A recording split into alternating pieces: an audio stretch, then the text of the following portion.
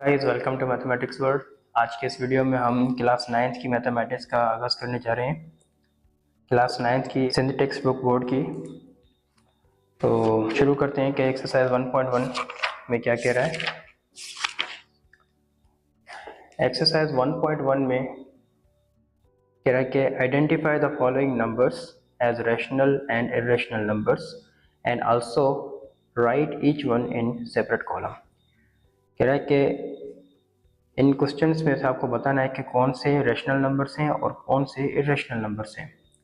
तो इस सवाल को हल करने से पहले हम ये सीखना चाहेंगे कि रैशनल और इर्रेशनल नंबर्स क्या होते हैं। तो चलिए शुरू करते हैं। रैशनल नंबर की डेफिनेशन पढ़ते हैं।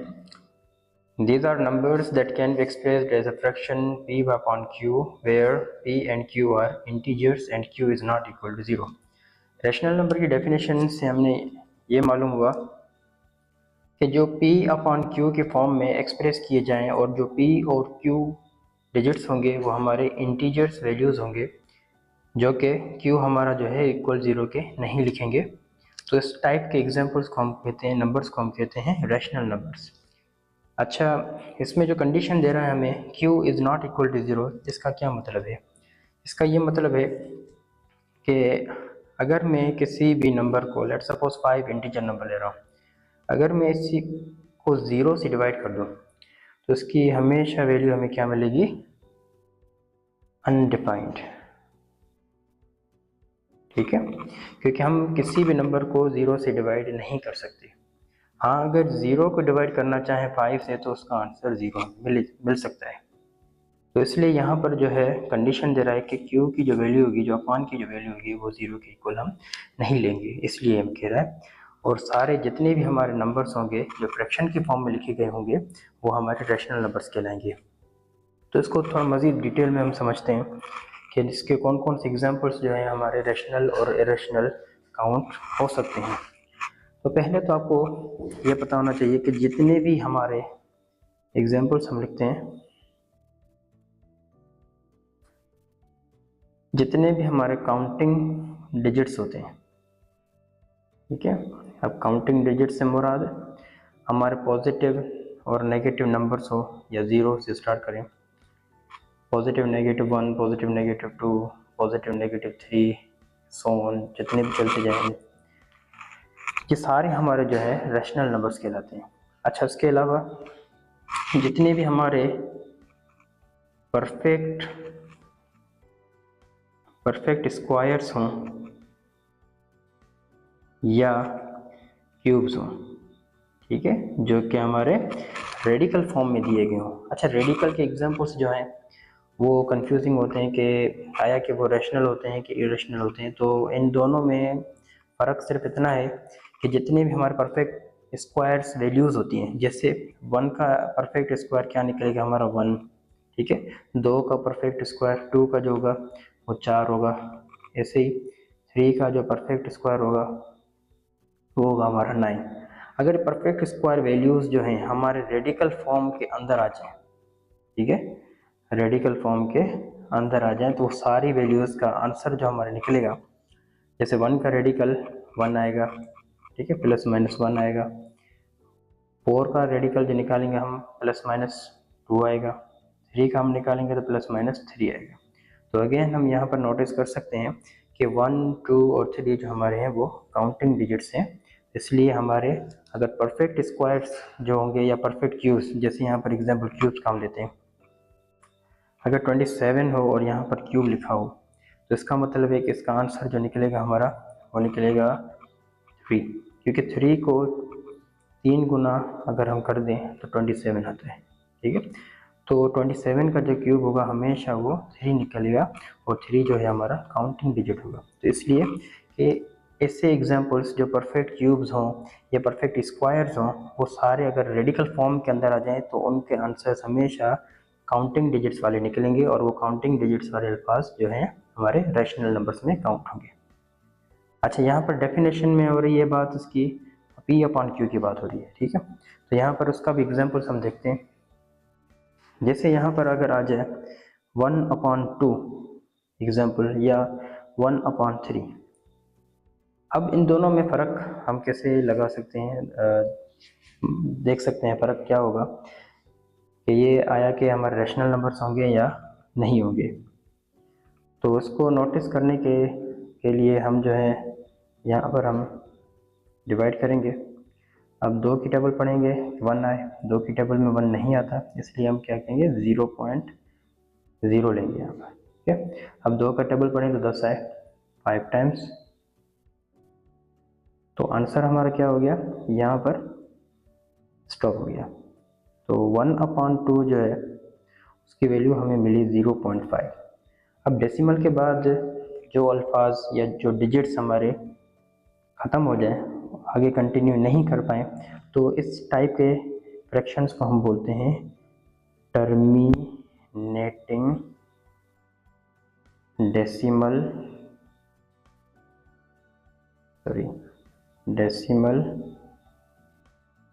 फ्रैक्शन।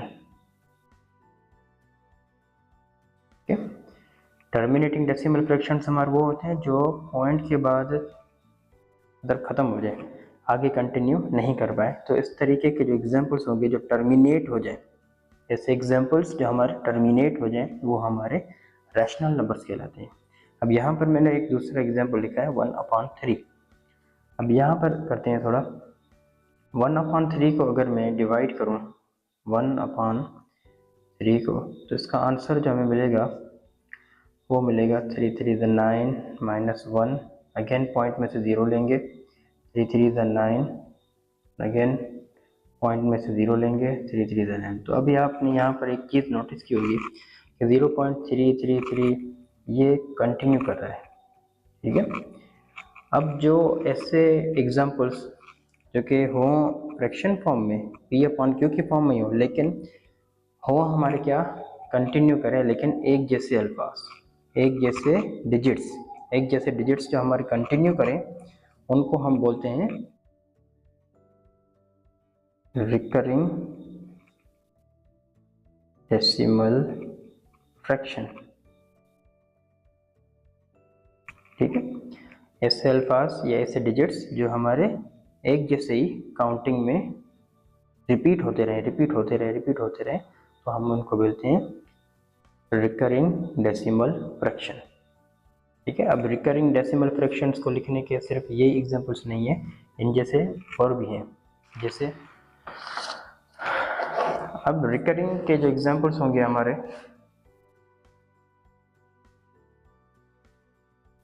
रिकरिंग डेसिमल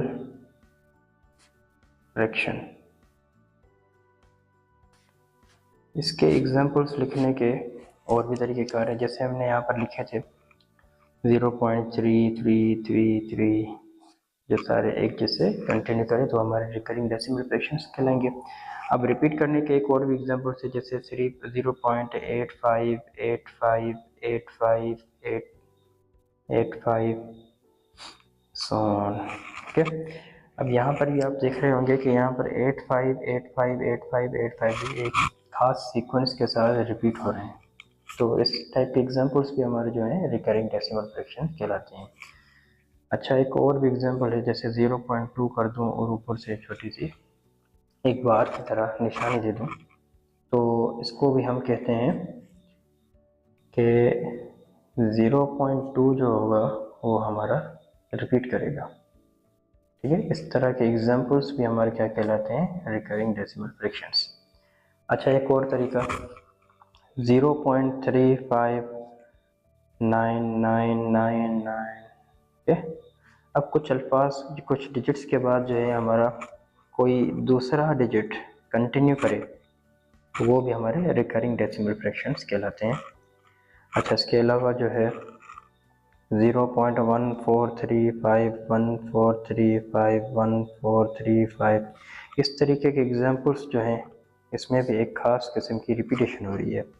इसका मतलब है कि इस टाइप के एग्जांपल्स को भी हम क्या कहते हैं, रिकरिंग डेसिमल फ्रैक्शन। अगर हम बात करें यहाँ पर पाई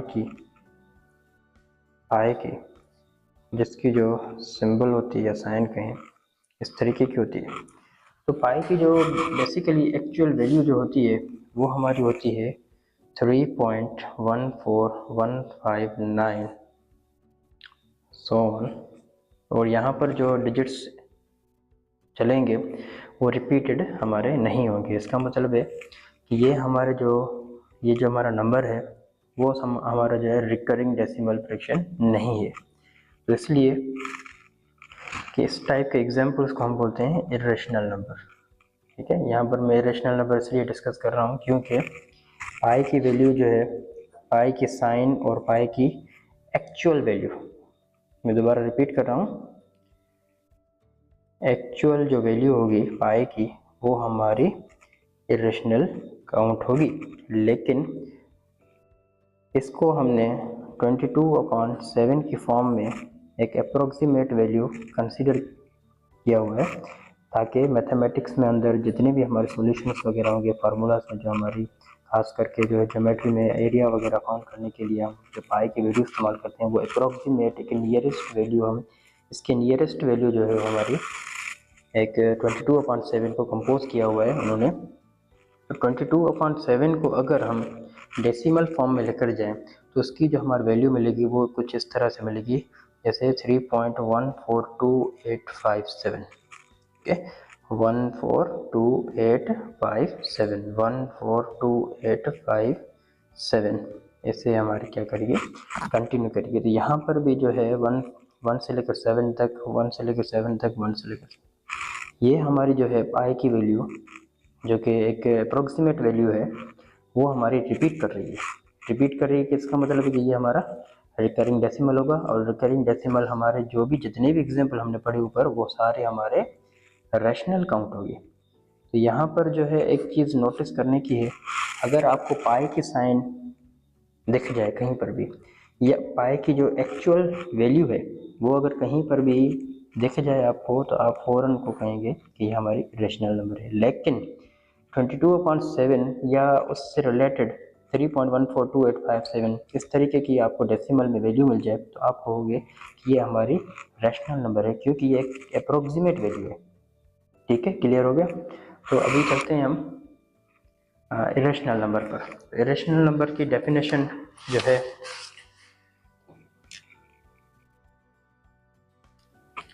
इरेशनल की डेफिनेशन जो है हम कह रहे हैं कि these are numbers that can not be expressed as a fraction p/q। कह रहा है कि p/q के फॉर्म में हम इसको एक्सप्रेस नहीं कर सकते हैं। इस तरीके के जो नंबर्स होंगे वो हमारे इरेशनल कहलाएंगे। जैसे their decimal expansions are not terminating and not recurring. और है कि इनकी जो एक्सपेंशन होगी, जो पॉइंट के बाद वाले जो नंबर्स चलेंगे वो हमारे नॉन टर्मिनेटिंग तो होंगे ही होंगे, लेकिन नॉट रिकरिंग भी होने चाहिए।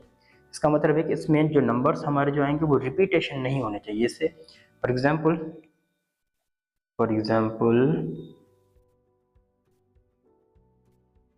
सर हमारे एग्जाम्पल्स में कौन कौन से आ सकते हैं, जैसे कि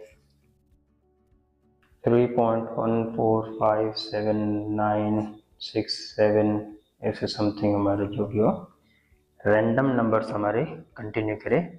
जैसे यहाँ पर टर्मिनेट भी हमारा नहीं है, ये टर्मिनेटिंग वैल्यू, उसके साथ साथ हमारा जो है नॉन रिकरिंग है, रिकरिंग भी हमारा नहीं है। तो इस तरीके के एग्जाम्पल्स जो है हमारे इरेशनल नंबर्स के रहेंगे। तो यहाँ पर जो है एक और वैल्यू देखते हैं रेडिकल के पॉइंट ऑफ व्यू से। अगर रेडिकल 2 आए, जैसे यहाँ पर जो है 2 एक परफेक्ट वैल्यू नहीं है। जैसे हमने रैशनल नंबर्स में बात की, रैशनल नंबर्स के जो परफेक्ट स्क्वायर्स या क्यूब्स हों, जैसे 1 हो गया या ऐसे 4 हो गया, 9 हो गया, तो उनके आंसर जो है 1 2 3 काउंटिंग डिजिट्स निकल रहे थे। लेकिन रेडिकल 2 का जो आंसर निकलेगा वो पॉइंट मतलब डेसिमल में कुछ निकलेगा। तो डेसिमल वाले अल्फाज जो हैं वो हमारे अगेन कौन से कहलाएंगे, नॉन टर्मिनेटिंग और नॉन रिकरिंग। तो इसलिए रेडिकल के वो डिजिट्स जो हमारे डेसिमल में काउंट हो जाएं तो वो सारे एग्जाम्पल्स जो हमारे होंगे वो इरेशनल नंबर्स के होंगे। आई होप कि आपको ये दोनों टॉपिक समझ में आ गए होंगे। अगर आपको ये टॉपिक समझ में आ गए हैं तो आप अभी एक्सरसाइज 1.1 को कंटिन्यू कर सकेंगे। तो चलिए शुरू करते हैं। एक्सरसाइज 1.1 में हम कैसे एक्सप्लेन कर सकते हैं इन क्वेश्चंस को, रैशनल को और इरेशनल को। इसमें देखते हैं कि पहला जो हमारा क्वेश्चन है 1/5। अगर हम 1/5 को जो है डेसिमल में कन्वर्ट करेंगे 1/5 को, तो इसका जो हमें आंसर मिलेगा 0.2 मिलेगा। इसका मतलब है कि ये हमारा जो नंबर है 0.2 ये आगे कंटिन्यू नहीं कर रहा, तो ये हमारा क्या कहलाएगा, टर्मिनेटिंग। और जो टर्मिनेटिंग नंबर्स जो होते हैं हमारे वो सारे रैशनल कहलाते हैं, तो इसलिए हम इसमें जो है रैशनल अच्छा डिमांड कर रहा है, इसमें जो है सेपरेट कॉलम्स में हमें क्या करना है, आइडेंटिफाई करके बताना है। तो यहाँ पर मैंने 2 कॉलम बनाए एक्सरसाइज 1.1 के, रैशनल नंबर और इरेशनल नंबर। यहाँ पर हम लिखेंगे नंबर 1 जो है हमारा 1/5 ये हमारा रैशनल नंबर है, ठीक है, नंबर 1। क्वेश्चन नंबर 2 देखते हैं। अब क्वेश्चन नंबर 2 में जो है रेडिकल 2/8। अब इसको सॉल्व करने की ज़रूरत नहीं है, यहाँ पर हम देख सकते हैं कि रेडिकल 2 जो है एक हमारा परफेक्ट डिजिट वाला रेडिकल नहीं है। तो परफेक्ट डिजिट वाला रेडिकल नहीं होगा तो इसका मतलब है इसका आंसर हमें जो है नॉन रिकरिंग या नॉन टर्मिनेटिंग डेसिमल फ्रैक्शन मिलेगा, और वो हमारे जो है इरेशनल काउंट होते हैं। तो यहाँ पर जितने भी, जैसे यहाँ पर रेडिकल 2 है, रेडिकल 6 है, ठीक है, रेडिकल 7 है, रेडिकल 8 है, या पाई के साइन जो मैंने आपको बताया पहले, रेडिकल 5 हो गया, या रेडिकल सॉरी पाई के साइन। अब जितने भी रेडिकल वाले जो हैं यहाँ पर ये और ये एक परफेक्ट वैल्यूज़ स्क्वायर की या क्यूब्स की नहीं है, तो इसलिए हमारे ये सारे जितने भी आपको नंबर दिखाई दे रहे हैं या पाई के साइन वाले, ये सारे हमारे इरेशनल काउंट होंगे।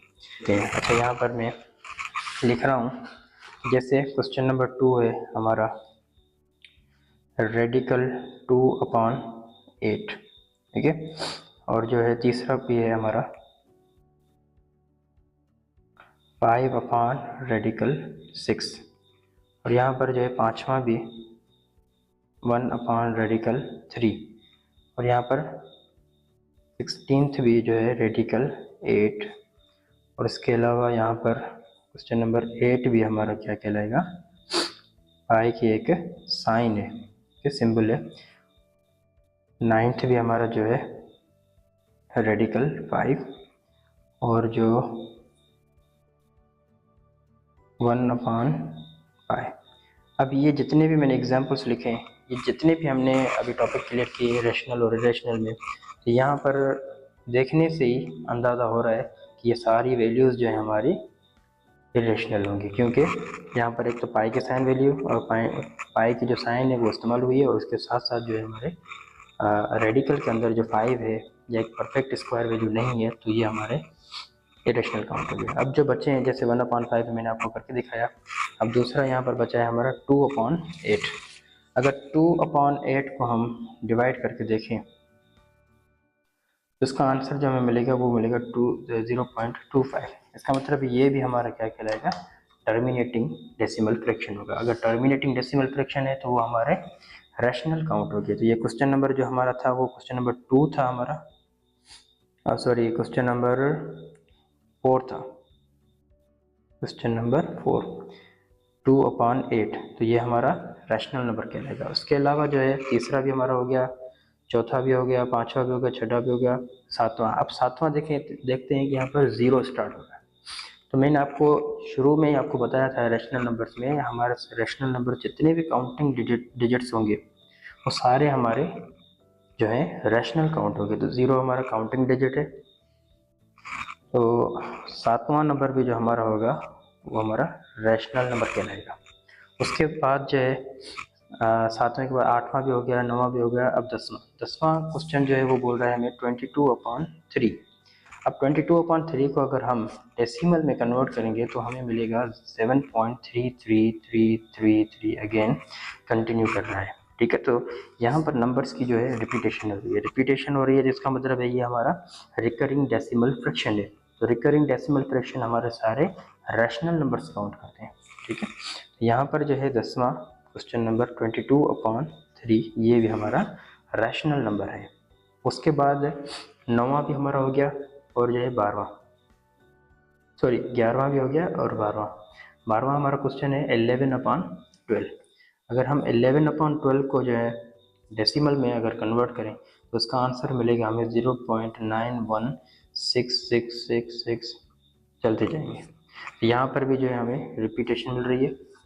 रिपीटेशन से मुराद हमारे रिकरिंग नंबर कहलाएंगे, तो रिकरिंग हमारे सारे जो है रैशनल काउंट होंगे 11/12। तो एक्सरसाइज 1.1 का जो क्वेश्चन नंबर 1 था वो हमने सॉल्व कर लिया। अब क्वेश्चन नंबर 2 जो है वो रहा है कि convert the following into decimal fractions, also indicate them as a terminating and non terminating decimal fractions. अब इनको आपको जो है डेसिमल में कन्वर्ट करने के बाद इन 6 क्वेश्चंस को, उसके बाद आप बताएंगे कि ये हमारे टर्मिनेटिंग है डेसिमल फ्रैक्शंस या नॉन टर्मिनेटिंग डेसिमल फ्रैक्शंस है। तो चलिए देखते हैं कि कौन से इसमें से जो है टर्मिनेटिंग डेसिमल्स हैं और जो है नॉन टर्मिनेटिंग डेसिमल फ्रैक्शंस हैं। अब क्वेश्चन नंबर 2 को हम कंटिन्यू कर रहे हैं। क्वेश्चन नंबर 2 की जो डिमांड थी वो बोल रहे हैं कि इनमें से कौन से टर्मिनेटिंग डेसिमल फ्रैक्शंस हैं और कौन से नॉन टर्मिनेटिंग डेसिमल फ्रैक्शंस हैं। यहाँ पर चेक करते हैं कि पहला क्वेश्चन जो हमारा है 5/8। अगर हम 5/8 को डेसिमल में कन्वर्ट करते हैं तो हमें कुछ इस तरह का आंसर मिलेगा 0.625। और 0.625 से आगे जो है कंटिन्यू वो नहीं कर रहा, तो इसका मतलब है कि ये जो हमारा होगा वो होगा टर्मिनेटिंग डेसिमल फ्रैक्शन। ओके, अब जो दूसरा क्वेश्चन है 4/18। अगर 4/18 को हम कंटिन्यू करें, डिवाइड करें, तो इसका आंसर मिलेगा हमें 0.2222 एंड सो ऑन। अब इसका मतलब है कि ये जो है अभी ख़त्म नहीं हो रहा, टर्मिनेट नहीं हो रहा, तो ये हमारे क्या कहलाएंगे, नॉन टर्मिनेटिंग डेसिमल फ्रैक्शन। अच्छा, जितने भी हमारे रिकरिंग होंगे या नॉन रिकरिंग होंगे वो सारे हमारे नॉन टर्मिनेटिंग भी कहलाएंगे। ठीक है, वैसे तो यहाँ पर कोई कॉन्सेप्ट हमें डिमांड नहीं हो रही कि कौन से रिकरिंग है, कौन से टर्मिनेटिंग है या कौन से नॉन टर्मिनेटिंग है, तो इसलिए मैं आपको बता रहा हूँ कि यहाँ पर कंफ्यूज नहीं होना। यहाँ पर जो है रिकरिंग नंबर बिल्कुल आ रहे हैं, लेकिन हमारे सारे recurring decimal fractions also called non terminating decimal fractions. Okay, अब यहाँ पर है 1/15। 1/15 का जो आंसर मिलेगा हमें 0.0666 एंड सो ऑन। ये भी हमारे कंटिन्यू हो रहे हैं, ये भी हमारे क्या कहलाएंगे, non terminating decimal fraction. Okay, question number 4 जो है हमारा 49/8। इसको हम अगर कन्वर्ट करेंगे डेसिमल में तो हमारा आंसर आएगा 6.125। ये हमारा क्या कह रहा है, कंटिन्यू नहीं कर रहा, ये हमारा टर्मिनेट हो रहा है, तो ये हमारा कहलाएगा टर्मिनेटिंग डेसिमल फ्रैक्शन। ओके, अब हमारा जो है क्वेश्चन नंबर 5 207 डिवाइड बाय 15। अगर 207 को डिवाइड बाय 15 करते हैं तो हमारा जो आंसर मिलेगा वो मिलेगा 13.8। इसके आगे कंटिन्यू वो नहीं कर रहा, तो इसका मतलब है कि ये हमारा टर्मिनेटिंग डेसिमल फ्रैक्शन है। लास्ट क्वेश्चन है 50/76। अगर 50/76 को हम डिवाइड कर रहे हैं डेसिमल फॉर्म में 0.65789 एंड सो ऑन जो हमारा चल रहा है, तो यहाँ पर भी हमारा एक लिमिटेशन नहीं आ रही है, टर्मिनेट नहीं हो रहा है, तो इसका मतलब ये हमारा नॉन टर्मिनेटिंग डेसिमल फ्रैक्शन होगा, नॉन टर्मिनेटिंग डेसिमल फ्रैक्शन। आज की इस वीडियो में इतना ही, इंशाल्लाह नेक्स्ट वीडियो में मिलते हैं, उसमें हम क्वेश्चन नंबर 3 और 4 को भी हम कंटिन्यू करेंगे। अगर आपको मेरी वीडियो पसंद आई है तो इस वीडियो को लाइक करें, अपने दोस्तों के साथ शेयर भी करें और सब्सक्राइब करें। Thank you.